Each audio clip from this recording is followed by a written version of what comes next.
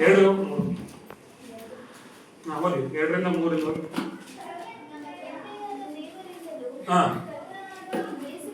ಕರ್ತನಾದ ಯೇಸು ಕ್ರಿಸ್ತನಿಂದಲೂ ನಿಮಗೆ ಕೃಪೆಯೂ ಶಾಂತಿಯೂ ಆಗಲಿ. ತಂದೆಯು ಸ್ತೋತ್ರ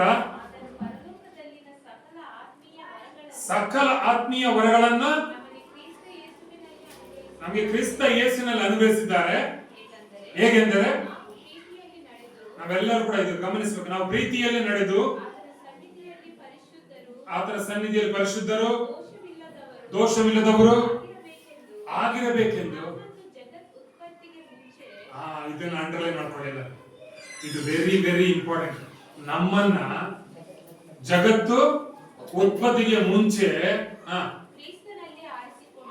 ನಾವು ನೀವು ಯಾರು ಹೇಳಿ ಪಿಂಡವಾಗಿರುವಾಗ ದೇವರು ನೋಡಿದ್ರ? ಯಾವಾಗ ನೋಡಿದ್ರು? ಇವತ್ತು ಅನೇಕ ಜನರು ಪಿಂಡವಾಗಿರುವಾಗ ಜಗತ್ತುತ್ಪತ್ತಿಗೆ ಮುಂಚೆ ನನ್ನ ನಿನ್ನ ಕ್ರಿಸ್ತನಲ್ಲಿ ಆರಿಸಿಕೊಂಡಾಯ್ತು. ನಾವು ನೀವು ಚೂಸನ್ ಪೀಪಲ್, ಆರಿಸಲ್ಪಟ್ಟಂತವರು. ಹಲ್ಲೆಲೂಯಾ. ದೇವರೇ ಆಗಲೇ ಜಗತ್ತುತ್ಪತ್ತಿ ಅಂದ್ರೆ ಆಶ್ಚರ್ಯ ಮಾಡಿ, ಜಗತ್ತುತ್ಪತ್ತಿ ಅಂದ್ರೆ ಭೂಮಿ ಆಕಾಶ ಉಂಟಾಗೋದಕ್ಕಿಂತ ಮುಂಚೆನೆ ನೀನು ಯಾರಂತ ಗೊತ್ತು ದೇವರಿಗೆ. ಇಂಥ ದೇವರನ್ನ ನಾವು ಹೇಗೆ ಆರಾಧನೆ ಮಾಡೋದು?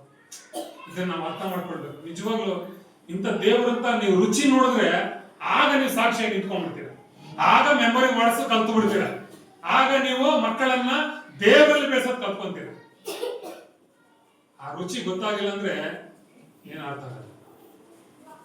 ಅದಕ್ಕೆ ಜ್ಞಾನೋಕ್ತಿಗಳು 4ನೇ ಅಧ್ಯಾಯ 10ನೇ ವಚನ ಹೇಳ್ತದೆ, ಕಂದ ಆಲಿಸು, ನನ್ನ ಮಾತುಗಳನ್ನು ಕೇಳು, ಕೇಳಿದರೆ ನಿನ್ನ